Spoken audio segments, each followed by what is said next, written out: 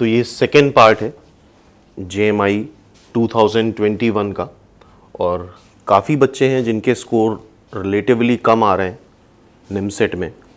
तो मेरी रिक्वेस्ट है उन सबसे, अभी नेक्स्ट ईयर के बारे में बिल्कुल मत सोचो। जितने भी रिमेनिंग एग्ज़ाम्स हैं, लाइक जामिया है, CUET है, बिट्स मिस्रा है, MHCET है, ये सब भी बहुत नेशनल लेवल के अच्छे कॉलेजेस हैं और मेरा बहुत सालों का एक्सपीरियंस है। इन कॉलेज से भी हम लोगों के बहुत सारे स्टूडेंट्स निकले हुए हैं और बहुत अच्छी जगह प्लेस्ड हैं। तो नेक्स्ट ईयर के बारे में भी बिल्कुल प्लान मत करो, एक साल का टाइम बहुत ज़्यादा होता है। अभी 1 महीने या 2 महीने जितने ही बचे हुए हैं उसमें रिमेनिंग एग्ज़ाम्स के पे पूरा फोकस करना है। लाइक जैसे JMI है, जामिया मिलिया इस्लामिया, इसके ही प्लेसमेंट बहुत अच्छे हैं। करीब on an average 8 to 10 lakh के प्लेसमेंट रहते हैं एंड फ़ीस ना के बराबर है। 7 से 8 हज़ार रुपये की फ़ीस है, मतलब फ्री की पढ़ाई है। NIT की फ़ीस तो ज़्यादा होती है फिर भी। तो पहला टारगेट हमारा जामिया ही रहेगा, उसके बाद फिर CUET, देन MHCET। तो अभी भी मेजर एग्ज़ाम्स बाकी हैं, तो पूरा फोकस उस पे लगा देना है।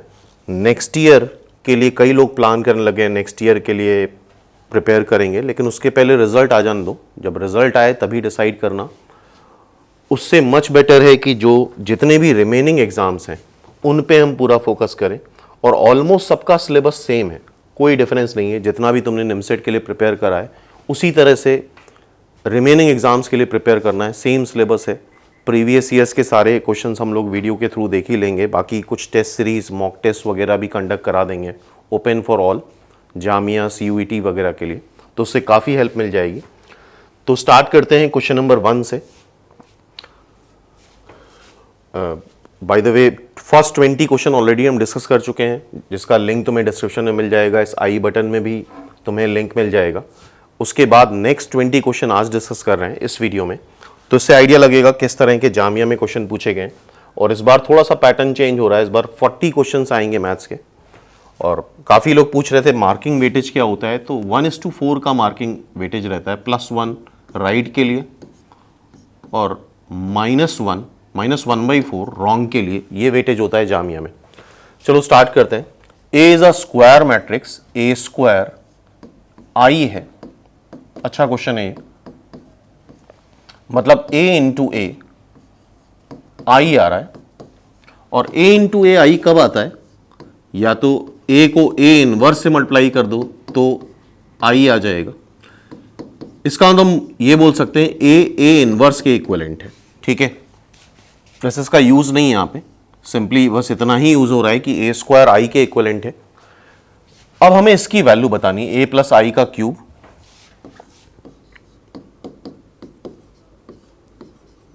प्लस A माइनस I का क्यूब -7A। अच्छा, जैसा हमें पता है A प्लस बी का होल स्क्वायर, A और B सेम ऑर्डर की स्क्वायर मैट्रिक्स है, तो A प्लस बी के होल स्क्वायर में आता है A square plus B square plus AB plus B A. क्योंकि AB और BA डिफरेंट होते हैं। ठीक है, AB is not equal to BA। A plus B का होल क्यूब निकालेंगे तो इस पूरे को हम A प्लस बी से मल्टीप्लाई करेंगे और उसके अकॉर्डिंग फॉर्मूला आ जाता है।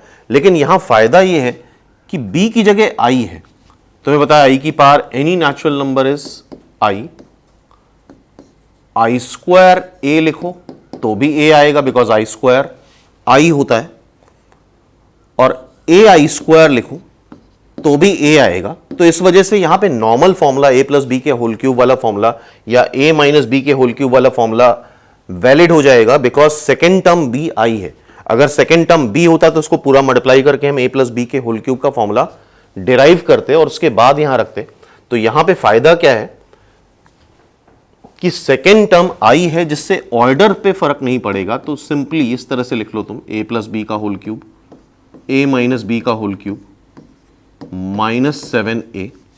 A प्लस बी का होल क्यूब मतलब A cube plus B cube plus 3AB A plus B.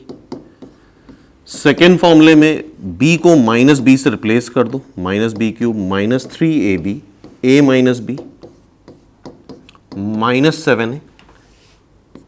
B cube cancel हो जाएगा, 2A क्यूब आ जाएगा, 3A square B 3AB square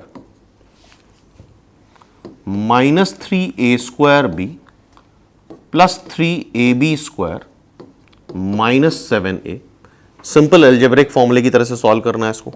2a³ ये कैंसिल हो गया, 6ab² आ रहा है, -7a आ रहा है। ठीक है, अब a की जगह तुम कैपिटल A रख दो,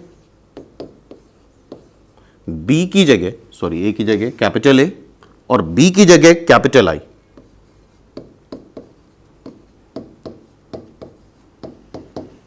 तो a³ क्या आएगा? a³ होगा a² इंटू a,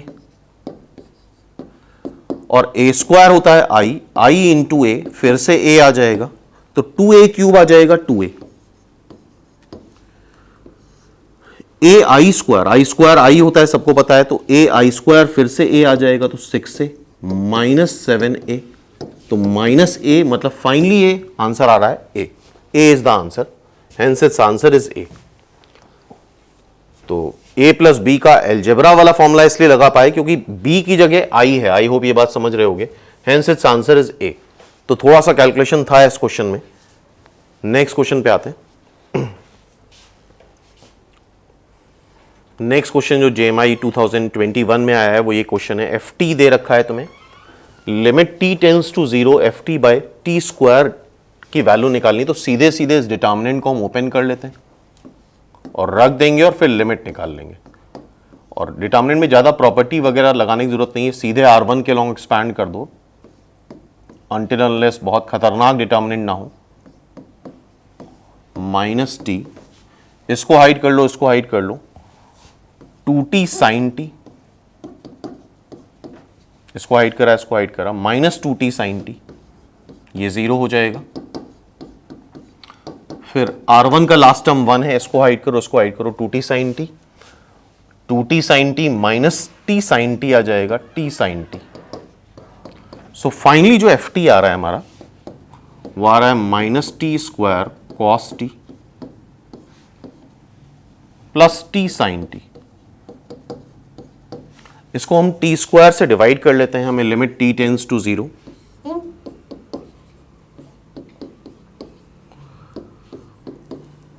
पूरा प्रॉपर्ली लिख रहे हैं, एग्जाम में ऑब्वियसली इतना तुम्हें एक्सप्लेन करने की जरूरत नहीं होती, तो शॉर्टकट में भी काम चल जाता है एग्जाम में।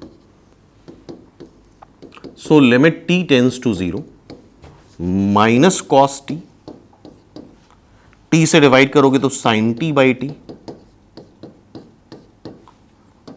अब देखो t इज इक्वल टू 0 रखने पे cos 0 1 आएगा और sin 0 बाई 0 भी 1 आता है, तो हेंस इट्स आंसर इज 0। तो इसका आंसर क्या आ रहा है? 0। ए is the answer.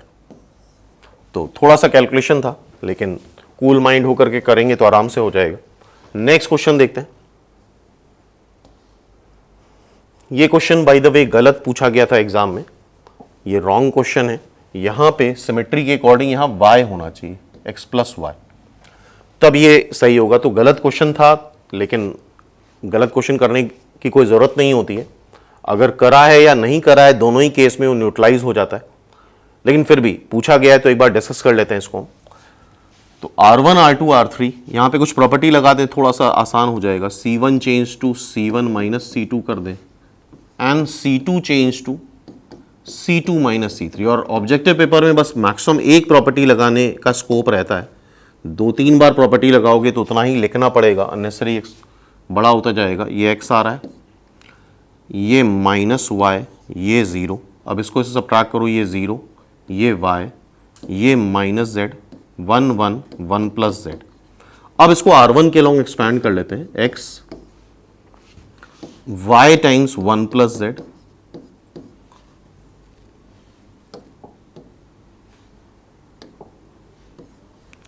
Plus z, 0, फिर 1, इसको हाइड करो, इसको हाइड करो, y z 0। तो ये आ रहा है तुम्हारा x y plus Y Z plus z प्लस Y Z is equal to 0 दे रखा है।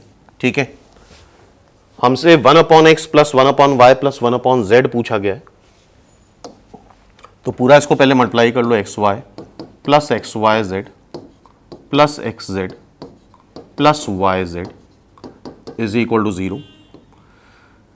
एक्स वाई जेड उधर ले जाओ, X Y plus Y Z plus Z X is equal to minus X Y Z. X Y Z से divide करोगे तो ये 1/z, ये 1/x, ये 1/y इज इक्वल टू -1 आ जाएगा। सिंपली चेक कर लो, एक बार देख लो।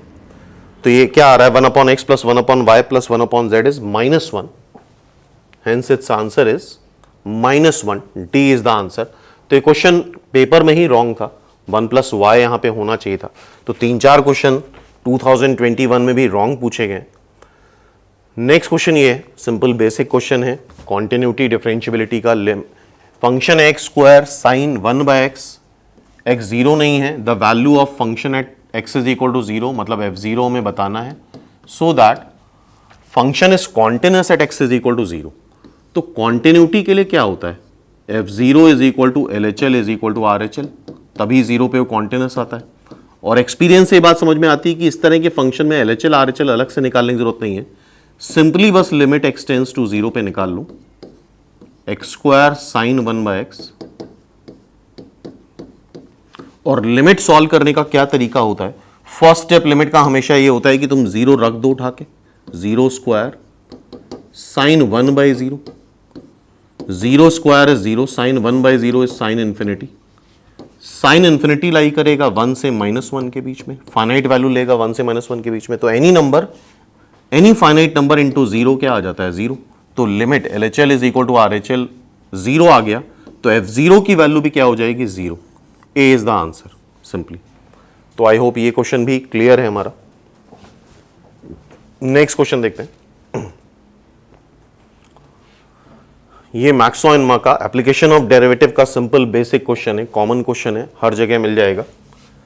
इस फंक्शन की मैक्सिमम वैल्यू बतानी है। तो वेरिएबल की पावर, वेरिएबल में आई होप सबने पढ़ा होगा, लॉग ले लेते हैं, ln f। लॉग में x बाहर मल्टीप्लाई हो जाएगा, ये ln 1/x हो जाएगा। इसको थोड़ा सा सिंप्लीफाई अगर करना चाहो तो ln x की पावर -1 कर सकते हैं, इसको -x ln x आ जाएगा। ठीक है, इसको डिफरेंशिएट कर लो। इसको डिफरेंशिएट करेंगे तो आएगा 1/f f dash dy/dx -x ln x का 1/x, फिर -ln x x का 1। तो f डैश क्या आ रहा है, f -1 ln x is equal to 0। अच्छा, x ऑब्वियसली 0 नहीं होना चाहिए, x पॉजिटिव ही होना चाहिए क्योंकि लॉग ले रहा हूं।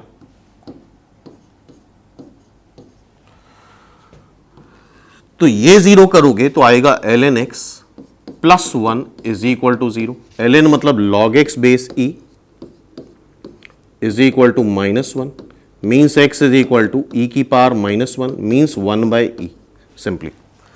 तो एक क्रिटिकल पॉइंट मिल रहा है, और जब कभी भी एक क्रिटिकल पॉइंट मिलता है तो जैसा क्वेश्चन में पूछा जाता है, मैक्सिमम वैल्यू पूछी गई तो इट मीन्स वहां पे मैक्सिमम ही एग्जिस्ट कर रहा होगा, मिनिमम वैल्यू पूछी गई इट मीन्स वही एग्जिस्ट कर रहा होगा, तुम्हें चेक करने की जरूरत नहीं है। तो सीधे सीधे वैल्यू उठा के यहां पे रख देंगे, f 1/e is the maximum value. x को 1/e रखोगे तो e to the power 1/e, e to the power 1/e, c is the answer. Clear है, तो इसका आंसर क्या हो जाएगा, c, e to the power 1/e सिंपली। नेक्स्ट देखते हैं, क्वेश्चन नंबर 6, देखो ध्यान से इसको। इनडेफिनेट इंटीग्रल का सिंपल बेसिक क्वेश्चन है, integral cos 2x minus cos 2 theta cos x minus cos theta. तो इसको रिड्यूस करने के लिए तुम हाफ एंगल फॉर्मूले लगा सकते हो, 2 cos स्क्वायर x माइनस 1 लगा दो, और इसको भी 2 cos square theta minus 1, then 2 cos square x/2। इसको चलो ऐसे ही लिखा रहने दो, कैंसिल हो जाएगा ये, इसको ऐसे ही लिखा रहने दो, cos x minus cos theta. और इस बात का ध्यान रखना कि x के रिस्पेक्ट में इंटीग्रेट करना है, ठीक है। तो ये 2 बाहर निकाल लो, ये आ जाएगा तुम्हारा cos square x minus cos square theta,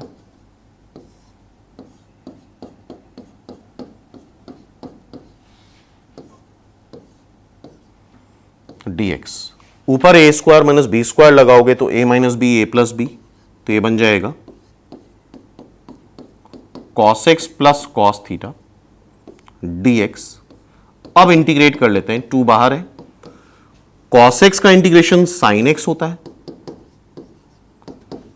cos theta as a constant बाहर आ जाएगा, और dx को जब तुम इंटीग्रेट करोगे तो x आता है, x बाहर कर लेना, प्लस एक इंटीग्रेशन कांस्टेंट k, x इधर लिख सकते हो। So this is the answer. तो देख लेते हैं कौन सा आंसर मैच कर रहा है। I think A is the answer, इसका ए आंसर आ रहा है। तो आई होप ये टाइप भी समझ में आ गया होगा। नेक्स्ट देखते हैं 7th। अब ये डिफरेंशियल इक्वेशन क्वेश्चन है और यहां पे डिग्री पूछी गई है। डिग्री क्या होता है? डिग्री ऑफ डिफरेंशियल इक्वेशन, दो जो हाईएस्ट ऑर्डर डेरिवेटिव है, यहां पे देखो dy by D x y1 है, d2y by D x square y2 जिसको लिखते हैं। तो हाईएस्ट ऑर्डर डेरिवेटिव की जो पावर होती है, यहां पे पावर क्या है? 1। तो जो हाईएस्ट ऑर्डर डेरिवेटिव की पावर होती है उसको डिग्री बोलते हैं। लेकिन डिग्री कैलकुलेट करने में एक प्रिकॉशन रखना पड़ता है कि y मतलब जो डिपेंडेंट वेरिएबल है और y1, y2, y3 जितने भी डिफरेंशियल कोफिशिएंट है, y1 हो, y2 हो, y3 हो, ये सब फ्री फ्रॉम रेडिकल साइन होना चाहिए, मतलब इसमें फ्रैक्शनल पावर नहीं होनी चाहिए। तो ये एक प्रॉब्लम यहां आती है, इसी वजह से एक क्वेश्चन बना है। तो देखो इसको हम लिख लेते हैं 1 प्लस y1 का स्क्वायर की power 3/2 is equal to y2 की पावर 1। ये फ्रैक्शनल पावर हटानी है तो इसका स्क्वायर कर दो, तो ये क्यूब हो जाएगा और ये y2 का स्क्वायर आ जाएगा। ओके, अब हम डिग्री निकाल सकते हैं क्योंकि फ्रैक्शनल पावर से हम फ्री हो चुके हैं, डेसिमल पावर से हम फ्री हो चुके हैं। अब हाईएस्ट ऑर्डर डेरिवेटिव तुम्हारा y2 है और उसकी पावर इज द डिग्री, तो इसकी डिग्री आ जाएगी 2। तो आई होप ये क्वेश्चन समझ में आ गया होगा किस तरह से डिग्री निकालते हैं। तो डिग्री में इस चीज का ध्यान रखना है, काफी लोग ये चीज मिस कर जाते हैं कि डिपेंडेंट वेरिएबल y और कोई भी डिफरेंशियल कोफिशिएंट हो, dy by D x, d2y by D x square, d3y by D x cube, ये सब फ्री फ्रॉम रेडिकल साइन होना चाहिए। ठीक है, नेक्स्ट देखते हैं। नेक्स्ट क्वेश्चन फिर से differential equation, solution of differential equation का है, और जिसने ही पढ़ा होगा सॉल्यूशन ऑफ डिफरेंशियल इक्वेशन तो ये वेरिएबल सेपरेबल मेथड है। इसको हम e to the power x upon e to the power y लिख दें, X square by e to the power y, e to the power y multiply कर दो, e to the power y dy, e to the power x plus X square dx। अब इसको यहां से हम integrate कर लेंगे। e to the power y का integration e to the power y, e to the power x का e to the power x, X square का X cube by 3 plus integration constant k। Clear है? So it's answer is e to the power y minus e to the power x is equal to X cube by 3 plus k। B is the answer. तो ये solution of differential equation का variable separable method है। आई hope ये जरूर पढ़ा होगा, और नहीं पढ़ा है तो जामिया के लिए इसको पढ़ जरूर लो। तो 2 क्वेश्चन डिफरेंशियल इक्वेशन के भी रहे हैं। नेक्स्ट क्वेश्चन ये फिर से वेक्टर का आ गया, कॉमन क्वेश्चन है। वैसे वेक्टर में मॉड का ही स्क्वायर होता है, नॉर्मल ब्रैकेट नहीं होना चाहिए, लेकिन बुक्स में ऐसा ही लिखा होता है। ए इज द वेक्टर, ए के बारे में मतलब इसकी वैल्यू बतानी है, तो ए अननोन है तो हम उसको एक्स आई कैप प्लस वाई जे कैप प्लस जेड के कैप लिख सकते हैं। तो पहले ए का क्रॉस ले लो आई से,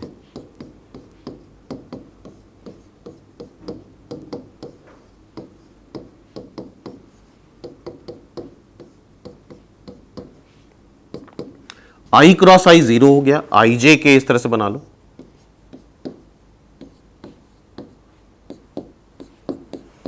आई क्रॉस जे, तुम्हें पता है जे क्रॉस के करेंगे तो क्या आएगा? जे क्रॉस के, जे क्रॉस के करोगे तो आई आएगा, जे क्रॉस आई है, जे क्रॉस आई करेंगे तो माइनस के आएगा, उल्टे डायरेक्शन में जाना है। फिर के क्रॉस आई क्या आ रहा है? जे आ रहा है। फिर ए क्रॉस जे निकाल लेते हैं। तो ये भी जनरल कॉमन क्वेश्चन है, सबने ही सॉल्व करा होगा, हर बुक में, हर शीट में, सब जगह एग्जिस्ट करता है। आई क्रॉस जे के होता है, जे क्रॉस जे 0 होगा, के क्रॉस जे माइनस आई हो जाएगा। अब ए क्रॉस के निकालना है हमें,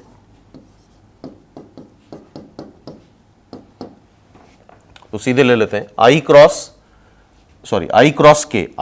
के उल्टा जाना पड़ेगा तो माइनस जे आएगा, फिर जे क्रॉस के आई आ जाएगा वाई आई कैप,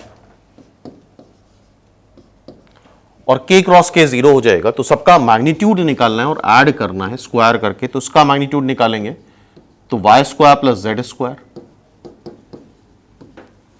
इसका magnitude X square plus Z square, X square plus Y square. तो सिंपली दिख रहा है ये क्या आ रहा है, 2 times X square plus Y square plus Z square, और ए का मैग्नीट्यूड मॉड ए क्या आएगा, X square plus Y square plus Z square. तो ये 2 मॉड ए का स्क्वायर है। बाय द वे इसको मॉड ए लिखना चाहिए, फंडामेंटली ये लिखना गलत है। किसी भी वेक्टर का डायरेक्टली हम स्क्वायर नहीं कर सकते, लेकिन गिवन ऑप्शन में फिर कुछ करा भी नहीं जा सकता, हमको डी ही टिक करना होगा। तो ये क्वेश्चन यूजुअल क्वेश्चन है, सबने सॉल्व करा होगा जिसने भी अच्छे से प्रिपरेशन करी है एग्जाम्स की। नेक्स्ट क्वेश्चन देखते हैं 9th। Number of unit vector perpendicular to these 2 vector. तो 2 वेक्टर्स हैं ए और बी, ये भी सबने पढ़ा होगा। दोनों वेक्टर के परपेंडिकुलर वेक्टर एक तो इस प्लेन के बाहर होगा और एक इस प्लेन के अंदर होगा। तो ऐसे 2 वेक्टर्स आते हैं प्लस माइनस ए क्रॉस बी अपॉन मॉड ए क्रॉस बी। तो ये सीधा सीधा क्वेश्चन था। 2 ही वेक्टर आते हैं outside the plane and inside the plane which are perpendicular to these 2 vectors, दोनों वेक्टर्स के जो परपेंडिकुलर हो। क्लियर है? सो नेक्स्ट क्वेश्चन देखते हैं, question number 11। Alpha beta gamma, ये 3D का क्वेश्चन है, 3D भी सिलेबस में है जामिया के। अल्फा बीटा गामा का रिफ्लेक्शन हमें एक्स वाई प्लेन में बताना है। तो उसको सीधा सीधा तुम ऑब्जर्व कर सकते हो अपना जो भी रूम में बैठे हो। ये कॉर्नर हम एक्स एक्सिस ले लेते हैं, ये वाई एक्सिस और ये जेड एक्सिस। तो अल्फा बीटा गामा कहीं इस रूम में होगा और एक्स वाई प्लेन ये फ्लोर है जिस पे हम खड़े हैं या बैठे हैं। तो एक्स और वाई आई होप समझ रहे होगे। एक्स इतना डिस्टेंस आगे आ गया एक्स एक्स के अलोंग, इतना डिस्टेंस वाई एक्सिस के अलोंग आ गया, और ये जो हाइट है ये जेड एक्सिस है। मतलब ये जो हाइट है वो है गामा। एक्स वाई प्लेन मतलब इस फ्लोर से अगर इसका रिफ्लेक्शन लेते हैं तो ये गामा है। जितना डिस्टेंस मिरर, मान लो ये फ्लोर मिरर है, जितना डिस्टेंस ऊपर है उतना ही डिस्टेंस इमेज नीचे आ जाएगी।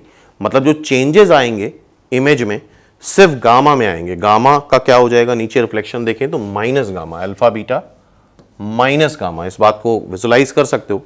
एक्स वाई प्लेन तुम्हारा ये फ्लोर हो गया और जेड एक्सिस ये हो गई। X alpha beta gamma plot करोगे तो ये जो हाइट आएगी वो गामा आएगी, और जब रिफ्लेक्शन लेंगे तो इतने ही नीचे इस फ्लोर के नीचे इसका रिफ्लेक्शन मिलेगा। तो जो गामा है बस वो माइनस गामा हो जाएगा। ठीक है, नेक्स्ट क्वेश्चन पे आते हैं। नेक्स्ट क्वेश्चन फिर से हमारा 3D का ही है।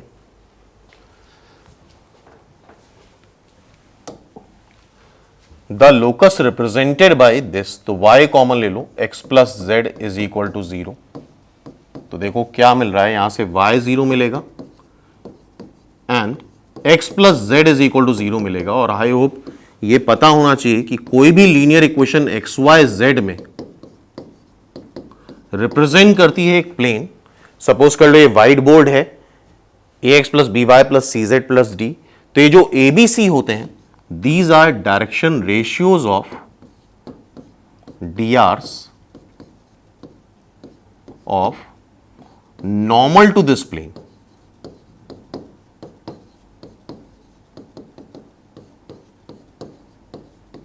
ओके, मतलब ABC इस व्हाइट बोर्ड के परपेंडिकुलर होंगे, आउटसाइड या इनसाइड भी हो सकते हैं।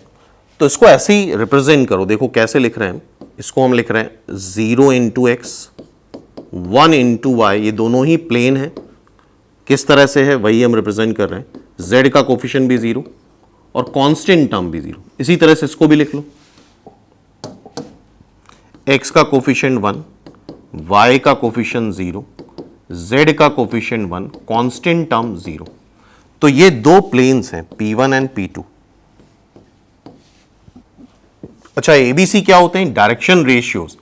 किसी भी वेक्टर में जो xi plus yj plus zk लिखा जाता है, तो एक्स वाई जेड जो होते हैं वो डायरेक्शन रेशियोज होते हैं, और एबीसी यहां पे इस प्लेन के नॉर्मल के डायरेक्शन रेशियो है।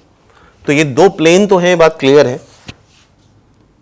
इसके इस प्लेन के नॉर्मल वेक्टर हम निकाल लेते हैं, या डायरेक्शन रेशियो नॉर्मल का 0,1,0 आ रहा है एक्स वाई जेड का कोफिशिएंट, तो उसी से हम लिख सकते हैं, यह आ जाएगा, बीच में जे कैप होता है, तो ये J cap is the unit vector which is perpendicular to this plane, और इसका नॉर्मल वेक्टर निकाल लेते हैं। ये आ रहा है 1,0,1, मतलब आई प्लस के कैप।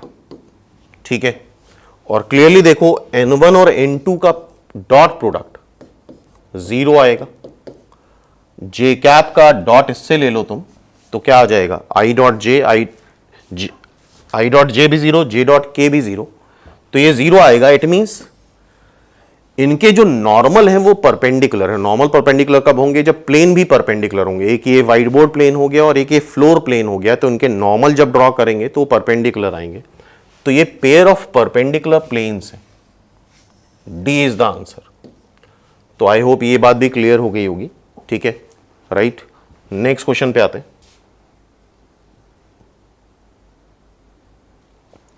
नेक्स्ट क्वेश्चन ये देखो क्या लिखा हुआ है, प्रोबेबिलिटी का क्वेश्चन है।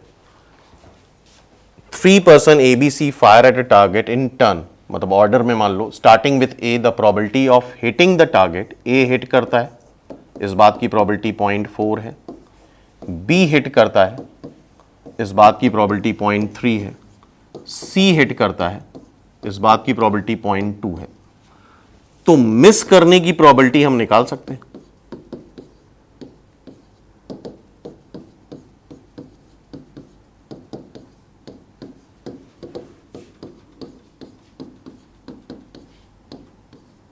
ठीक है, अब क्या बोला जा रहा है? The probability that exactly 2 hit, मतलब 2 हिट मतलब एग्जैक्टली 2 हिट। तो जिस भी इवेंट की प्रोबेबिलिटी पूछी गई है, एग्जैक्टली 2 हिट मतलब A हिट करे, B हिट करे, C मिस करे, या फिर A हिट करे, B मिस करे, C हिट करे, या फिर A मिस करे, B हिट करे, C हिट करे, और 3 लोग इंडिपेंडेंटली फायर कर रहे हैं टारगेट पे, तो उनकी प्रोबेबिलिटीज हिट करने की या मिस करने की इंडिपेंडेंट होंगी। तो ये प्रोबेबिलिटीज आपस में मल्टीप्लाई हो जाएंगी। PA दे रखा है 0.4, PB दे रखा है 0.3, PC बार दे रखा है 0.8,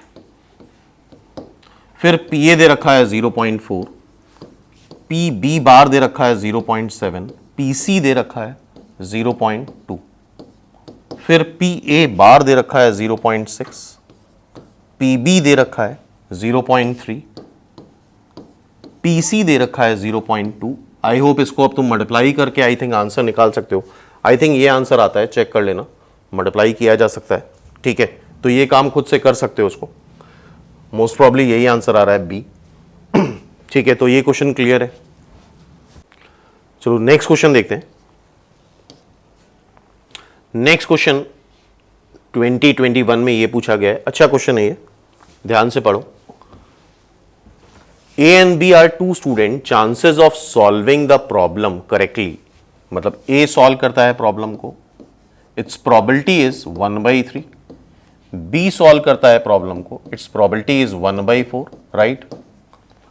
Respectively, the probability of their making a common error, मतलब एक कॉमन एरर करेंगे वो, तो इस बात की प्रोबेबिलिटी आती है 1/20। सेम एरर कर रहे हैं, तो ऑब्वियसली आंसर गलत आएगा, और आंसर गलत आएगा लेकिन आंसर सेम आएगा क्योंकि एरर सेम हो रही है। तो समझने वाला क्वेश्चन है, अच्छा क्वेश्चन है ये। And they obtain the same answer, क्योंकि कॉमन एरर कर रहे हैं, the probability that their answer to be correct. तो ये क्वेश्चन बेस थ्योरम का क्वेश्चन है। जिसने भी बेस थ्योरम पढ़ी होगी वो समझ रहा होगा किस तरह से बेस थ्योरम का क्वेश्चन बन सकता है। तो स्टार्ट करते हैं हम लोग।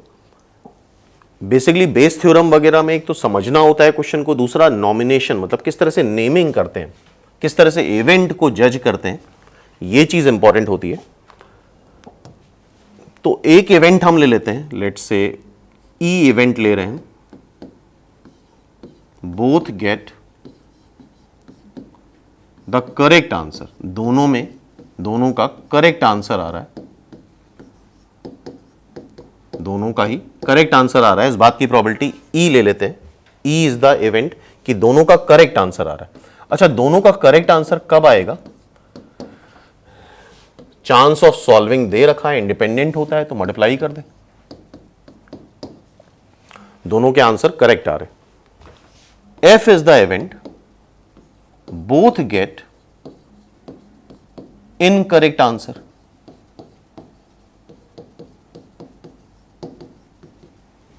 दोनों का इनकरेक्ट आंसर आ रहा है, दैट इज एफ। तो दोनों का इनकरेक्ट आंसर कब आएगा? जब दोनों मिस्टेक करें, मतलब 2/3 और इधर हो जाएगा ये 3/4, ये 1/12, 1/2 इज द आंसर। ठीक है, अब दोनों सेम मिस्टेक कर रहे हैं, इस बात की प्रोबेबिलिटी 1/12 है। Answer would be the same, दोनों का आंसर मतलब करेक्ट आंसर आना चाहिए, answer should be correct, probability के आंसर करेक्ट है। अब एक हम ले रहे हैं event there answers are same. अच्छा, उनके आंसर सेम तब भी हो सकते हैं जब दोनों सही करें, तब तो सेम आएगा ही आएगा, और तब भी हो सकते हैं जब दोनों गलत करें, क्योंकि कॉमन एरर कर रहे हैं, क्योंकि वो क्या कर रहे हैं? कॉमन एरर कर रहे हैं, इस वजह से गलत करने पे भी दोनों का आंसर सेम आएगा। तो अब हम यहां पे निकालने वाले हैं कि सेम आंसर आ रहा है जब वो सही कर रहे हैं। अच्छा, सेम आंसर आ रहा है जब वो सही कर रहे हैं, तब तो सबका ही आंसर सेम आएगा, जितने भी स्टूडेंट एग्जाम दे रहे हैं, अगर सब सही कर रहे हैं तो आंसर तो सेम आएगा ही आएगा। दूसरी चीज हम निकाल रहे हैं, आंसर सेम आए जब वो दोनों गलत करें और आंसर सेम आए, तभी होगा जब कॉमन एरर होगी, और कॉमन एरर की प्रोबेबिलिटी क्या है? 1/20। ओके, अब हमें प्रोबेबिलिटी निकालनी है कि क्वेश्चन सही solve, they obtain the same answer, then the question is correct, answer is correct. तो प्रोबेबिलिटी हमें बतानी है कि कॉमन मिस्टेक करी है, मतलब सेम। तो अब हमें यहां पे निकालना है प्रोबेबिलिटी E/S, मतलब हमें पता है कि दोनों के आंसर सेम आ रहे हैं, तब क्वेश्चन करेक्ट हो, दोनों के आंसर करेक्ट आए, तो बेस थ्योरम में ये रेसिप्रोकल हो जाता है। जिसने ये बेस थ्योरम पढ़ी होगी उसको आइडिया होगा इसका। नीचे टोटल प्रोबेबिलिटी का फॉर्मूला लग जाता है, plus P S/F into PF।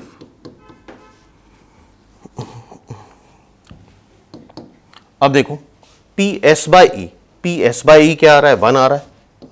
PE क्या आ रहा था? 1/12।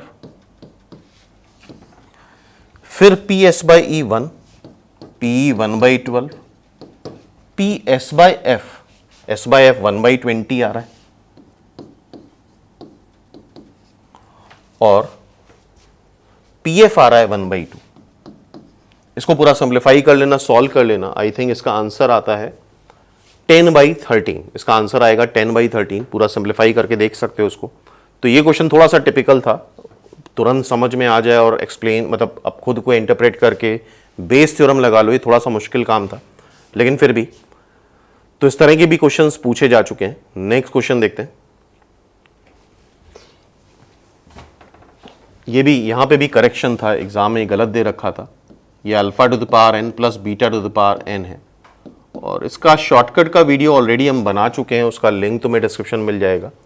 इस तरह क्वेश्चन न्यूटन्स लॉ से काफ़ी आसानी सॉल्व हो जाते हैं। an दे रखा है तुम्हें alpha to the power n plus beta to the power n, और अगर क्वाड्रेटिक है ax² plus bx plus c is equal to 0। Sn मान लेते हैं alpha to the power n plus beta to the power n। तो Newton's law के according ASN plus BSN-1 plus CSN-2, ये 0 आएगा। n ऑब्वियसली 2 से बड़ा होना चाहिए इस केस में, n-2 अगर एग्जिस्ट कर रहा है, या कुछ भी पावर हो Sn+1 है तो ग्रेजुअली इसको डिक्रीज कर दो। तो इसका पूरा एक वीडियो ऑलरेडी बना चुके हैं, देख सकते हो, और आई थिंक काफ़ी लोगों ने देखा भी होगा। ठीक है, तो ये न्यूटन्स लॉ है, इसको यूज़ करने से क्वेश्चन बहुत आसान हो जाता है, अदरवाइज ये क्वेश्चन काफ़ी लेंदी हो जाएगा। तो इसको हम यहाँ पे यूज़ करते हैं। बाय द वे क्वेश्चन में गलत था तो मार्क्स सभी को मिलने चाहिए थे, लेकिन सही आंसर पता होना चाहिए। हमें A10, A9, A8 इस क्वाड्रेटिक के लिए देखना है।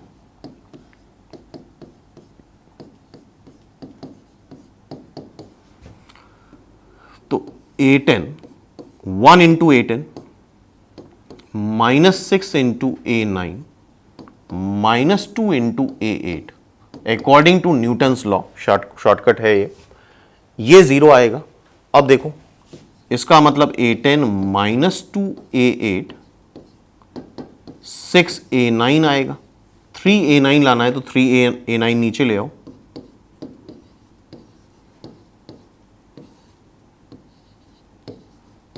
So this is eventually 2 is the answer. तो ये मेथड यूज करके क्वेश्चन काफी इजी हो जाता है, अदरवाइज कैलकुलेशन बढ़ जाएंगे, इसमें काफी कैलकुलेशन करने पड़ेंगे। तो इस तरह के शॉर्ट ट्रिक वीडियो देख सकते हो INPS की प्लेलिस्ट में जाकर के। प्रीवियस वीडियोस में बहुत सारे ऐसे वीडियोस हम ऑलरेडी रिकॉर्ड कर चुके हैं, डाल चुके हैं, और आगे भी इस तरह की वीडियोस हम अपलोड करते रहेंगे जिसमें डिफरेंट टाइप के शॉर्टकट की बात करी गई है। ये भी एक बड़ा कॉमन क्वेश्चन है क्वाड्रेटिक का, ax² + bx + c = 0। ABC are obtained by rolling a die 3 time. मतलब ABC की जो वैल्यू होगी वो 1 से लेके 6 तक ही होगी, क्योंकि डाइस में 1 to 6 ही आता है। What is the probability that equation has equal root? मतलब b² = 4ac। इस बात की प्रोबेबिलिटी बतानी है, तो प्रोबेबिलिटी क्या होता है? Favourable cases upon sample space. तो पहले हमने डाई थ्रो करा, जो भी आएगा उससे a रख देंगे, फिर b, फिर c। तो सैंपल स्पेस हो जाएगा 6 × 6 × 6 6 क्यूब 216। ये बात तो क्लियर है। अब फेवरेबल केसेस के लिए b² = 4ac चाहिए। ABC ऑब्वियसली नेचुरल नंबर है, 6 तक है, तो B को मिनिमम तुम्हें 2 रखना पड़ेगा। 2 रख दो तो B आ जाएगा 4, क्योंकि अगर B को 1 रखा तो 4AC 4 या 4 से बड़ा ही आएगा, तो इक्वल नहीं आ सकता। तो B को रखा 2, 4AC। तो 4AC 4 तब आएगा जब A और C को 1 रखोगे, हेंस B is 2, C। ठीक है, 4AC हमेशा इवन होता है, 4 का मल्टीपल है, तो B को 3 नहीं रख सकते। अब B को 4 रख दो। B को 4 रखोगे तो B² 16, 4AC। अब इसका मतलब AC की वैल्यू आनी चाहिए 4, तब ये इक्वल आएगा। AC की वैल्यू 4 कब आएगी? 2 2 करके, 4 1 1 4 करके। तो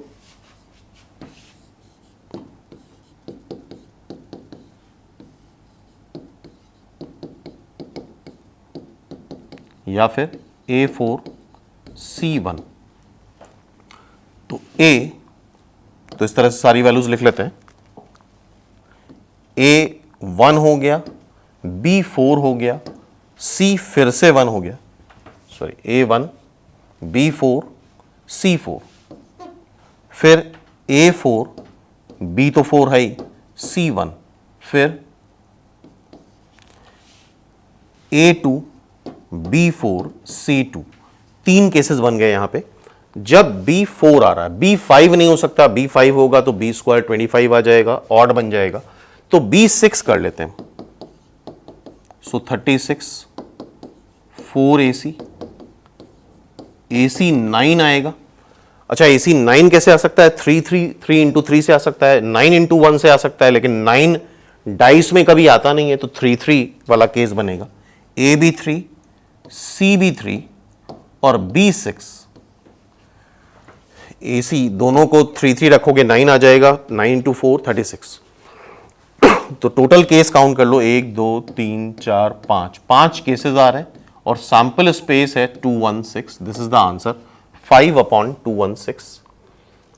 ए इज द आंसर। तो इसका आंसर क्या हो गया? ए हो गया। ठीक है, नेक्स्ट देखते हैं। अब ये डेफिनेट इंटीग्रल क्वेश्चन है ग्रेटेस्ट इंटीजर का। ग्रेटेस्ट इंटीजर के क्वेश्चन रिलेटिवली आसान होते हैं। -1 से 1 x² e⁻x³ dx। तो आई थिंक ग्रेटेस्ट इंटीजर का नेचर हमें पता है, इसको यूनिट इंटरवल में ब्रेक करना पड़ता है। जैसे कि अगर यूनिट इंटरवल देखें तो 0 से -1, अगर इसका क्यूब भी करें तो भी वो 0 से -1 आएगा, और उसका ग्रेटेस्ट इंटीजर लोगे तो -1 आ जाएगा। ठीक है, तो मेन टेंशन हमें ग्रेटेस्ट इंटीजर की ही है। तो -1 से 0 में जब ब्रेक करेंगे हम इसको, तो e⁻x³ का ग्रेटेस्ट इंटीजर -1 आ जाएगा, फिर प्लस, फिर 0 से 1 इंटीग्रेट करो। तो जब x को 0 से 1 इंटीग्रेट करेंगे तो x³ भी 0 से 1 आएगा, ग्रेटेस्ट इंटीजर x³ 0 आ जाएगा। क्लियर है? तो ग्रेटेस्ट इंटीजर x³ 0 आ गया। सो x² e⁻0 dx, e⁻−1 1/e करके बाहर निकाल लो, सॉरी x² है, दिस इज x²। x² को इंटीग्रेट करोगे तो x³/3 आएगा, -1 से 0 इंटीग्रेट कर रहे हैं, फिर x² को करोगे तो e⁻0 1 हो जाता है, 0 से 1। क्लियर है? अब 0 रख दो, फिर -1 का क्यूब डिवाइड बाई 3, 1/3। सो ये आ जाएगा -1 का क्यूब -1 प्लस 1, तो ये आएगा तुम्हारा 1/3e प्लस 1/3। तो सिंपल बेसिक क्वेश्चन था, 1/3e plus 1/3, hence it's answer is B. तो आई होप ये क्वेश्चन भी क्लियर है, राइट? नेक्स्ट देखते हैं। Now this is the question for differentiability. तो तुम्हें पता है मॉड एक्स जो होता है, अगर जिसने ही पढ़ा है तो उसको आइडिया होगा, जहां पे टर्न करता है वहां पे शार्प टर्न आता है, तो ये नॉट डिफरेंशियबल होता है। तो यहां पे 3 फंक्शन है, कहां पे नॉट डिफरेंशियबल है, जहां पे इनका मॉड 0 आता है। तो ये फंक्शन नॉट डिफरेंशियबल कहां पे है, -½ पे। ये फंक्शन नॉट डिफरेंशियबल कहां पे है, -2 पे। इसको फैक्टराइज कर लो तो आई थिंक x + 2x - 1 आ जाएगा। तो ये कहां पे नॉट डिफरेंशियबल है, 1 और -2 पे। तो 4 पॉइंट्स आ रहे हैं जहां पे, और सारे पॉइंट्स अलग अलग आ रहे हैं। अच्छा, -2 is the common point, x + 2 -2 is the common point. तो 3 पॉइंट्स हैं जहां पे फंक्शन, क्योंकि -2 कॉमन मिल रहा है, तो 3 पॉइंट्स हैं जहां पे ये -½ पे नॉट डिफरेंशियबल होगा, शार्प टर्न देगा, ये -2 पे शार्प टर्न देगा, और ये 1 और -2 पे शार्प टर्न देगा। तो 3 पॉइंट्स हैं जहां पे फंक्शन नॉट डिफरेंशियबल आएगा। क्लियर है? और इसको प्रॉपर्ली ड्रॉ करके भी करा जा सकता है, लेकिन वो ऑब्जेक्टिव तरीका नहीं होगा सॉल्व करने का। नेक्स्ट क्वेश्चन पे आते हैं। अब यहां पे डिफरेंट बिहेवियर के फंक्शंस हैं, लॉगरिथमिक और एल्जेब्रिक। तो ये सॉल्वेबल नहीं होता है कभी भी। इस तरह की इक्वेशन को बोलते हैं ट्रांसेंडेंटल इक्वेशन। ये सॉल्वेबल नहीं होता है ग्राफिकली, या किसी ऑब्जर्वेशन से तुम भले ही सॉल्व कर लो इसको। लॉग रिमूव कर दो तो 2⁴ x - 1। तो अब ये एक्सपोनेंशियल फंक्शन है और ये एल्जेब्रिक फंक्शन है, तो ये सॉल्विंग नहीं होगी। या तो हम ग्राफ प्लॉट करके इसको सॉल्व कर सकते हैं, या फिर सिंपल ऑब्जर्वेशन से सॉल्व कर सकते हैं। अच्छा, x की वैल्यू 3 से बड़ी ही रखनी है, तो ऑब्जर्वेशन ये है कि सपोज तुमने 4 रखा,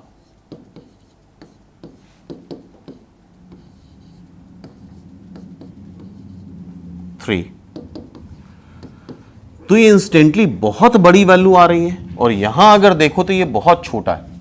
ठीक है, ये 1 आएगा। जैसे आगे अगर रखते जाएं, 5 रखें तो एक्सपोनेंशियल ये बहुत बड़ी वैल्यू ले लेगा, और ये बहुत छोटी वैल्यू लेगा, तो ये कभी एक दूसरे के इक्वल नहीं आ पाएगा। आई होप ये बात समझ रहे होगे। Hence it's answer is 0। इसका आंसर 0 आएगा। तो इस तरह के ऑब्जर्वेशन से भी सॉल्व कर सकते हैं, या फिर हम ग्राफ भी बना सकते थे यहां पे। नेक्स्ट क्वेश्चन देखते हैं।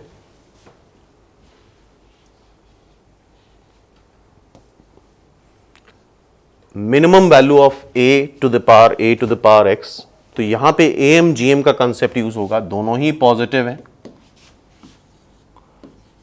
ये दोनों ही पॉजिटिव नंबर्स हैं। इसका arithmetic mean is greater than और इक्वल टू इसका ज्योमेट्रिक मीन।